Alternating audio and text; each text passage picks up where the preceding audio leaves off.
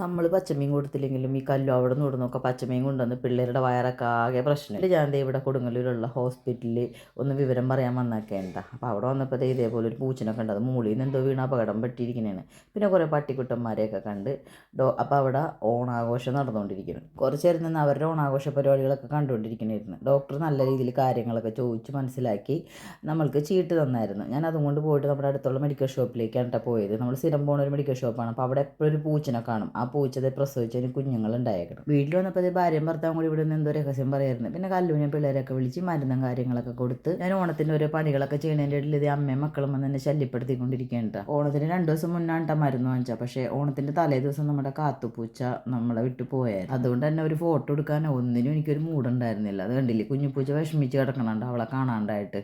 അങ്ങനെ നമുക്ക് തിരുവോണത്തിൻ്റെ ഒരു ട്രാജഡിയാണത്. ഇപ്പം എനിക്കാണെങ്കിൽ പനിയാണ്. എന്നാലും ഞാൻ നിങ്ങളിതൊന്ന് അറിയിക്കണമെന്ന് വിചാരിച്ചിട്ടാണ് ഈ വീഡിയോ ഇടുന്നത്.